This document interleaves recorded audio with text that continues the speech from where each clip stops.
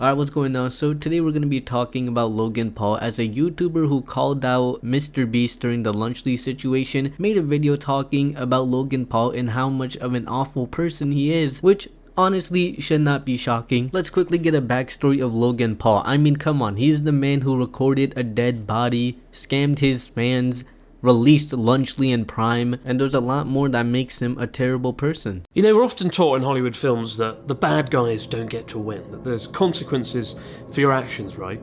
But the older you get, the more you realise that simply isn't the case. He's kinda completely right. The Paul brothers, Logan and Jake Paul, are pretty good examples of this. Just terrible people who somehow manage to succeed even though they are terrible people. But there are also terrible YouTubers who did terrible things that are no longer succeeding as they once were. I would say EDP is an example of this because he's really no longer what he used to be. The worst moment of my whole career, without hesitation, the absolute low point of it all. 6 years ago, on a cold winter's morning, a Japanese news crew turned up to my apartment from the biggest morning news show in the country called Mezamashi Terebi. I'd been contacted because something awful had happened, and I'd been asked to explain why. One of the world's biggest YouTubers at the time had turned up and done some really messed up things. I think we all know who he's talking about. He's talking about Logan Paul and what his actions in Japan that day did to him. Honestly, it's pretty crazy if you think about it, but Logan Paul's terrible action caused this guy's life during that moment to also be terrible because everyone in Japan wanted a reason as to why someone would record a dead body and post it for the entire world to see and laugh at it. Well, you never stand next to a dead guy?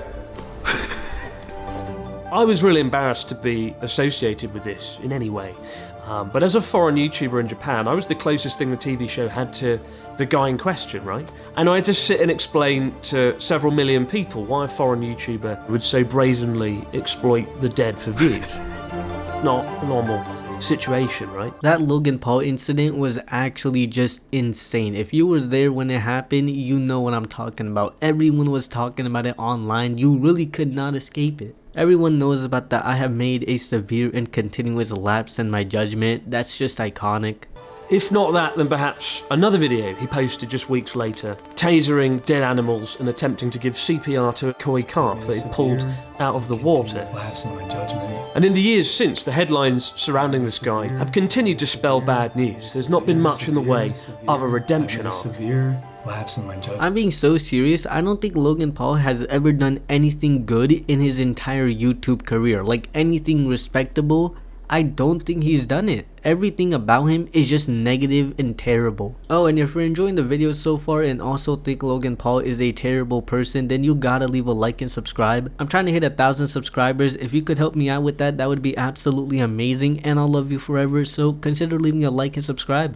To make the world a better place. It's about inspiring kids and highly publicised charity work. And even a cold-hearted cynic like me wants to think that the person at the top has a noble ambition, you know, that they're guided by something more than just a masked ambition for money, views, power.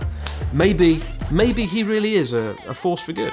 Oh wait, he just wanted to sell snack boxes to children. I like my cheese drippy, bro. Snack boxes that quickly appeared in photos shared online to have practically turned mold into a flavour profile. Correct me if I'm wrong, but I'm pretty sure MrBeast, Logan Paul, or KSI haven't actually made a real response to the Lunchly mold situation. They have only like joked about it, which I think is pretty crazy because you're kind of selling a moldy product that's gonna harm a lot of people. And MrBeast's reputation has also been damaged a lot. A lot of people are no longer on that, oh, MrBeast is just a good guy. They're kind of opening up to the idea that MrBeast is kind of shady. Remember a year ago, the backlash Jacksepticeye Sean received after he famously said that MrBeast was ruining YouTube and that YouTube became more about money than it did about having fun. Agree with it or not, it's not an unreasonable opinion to have, and we're all entitled to have our opinions, right? But like clockwork, MrBeast called him out in a now deleted and somewhat childish outburst, saying, I always thought MrBeast responding to the Jacksepticeye situation was a little weird. I'm not saying he shouldn't be able to defend himself, but the way he did is just kinda weird. If I remember correctly, all Jacksepticeye said was that he didn't like MrBeast's video and that MrBeast was really just all about money. MrBeast really did not have to respond to that at all, and if he did want to respond, he could have handled it in private. That bridge.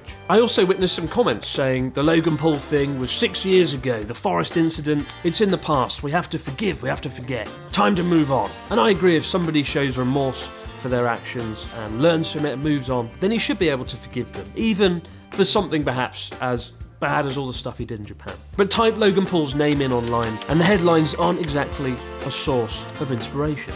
Unless you're like a supervillain, nothing Logan Paul ever does is gonna be a big inspiration to anyone. And let's be completely honest, it's only a matter of time until Logan Paul does something terrible again. It's Logan Paul we're talking about. It's gonna happen at some point. Influencers who were kind of the spiritual successors to Logan Paul, who came to Japan and did some really fucking stupid things.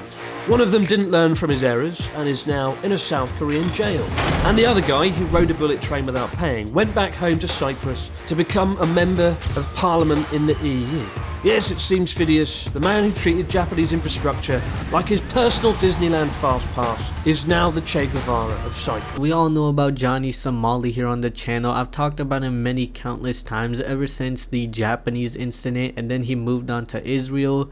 And now he's in South Korea causing absolute mayhem. But I don't know who the other guy is. He went from being a loser in Japan to being a member of parliament in Cyprus, I believe, which is pretty crazy. But it's pretty sad that the worst people, or honestly just the terrible people, are the ones who are getting rewarded for their awful actions. But yeah, that's gonna be it for me. If you guys enjoyed this video, a like and subscribe would be absolutely amazing.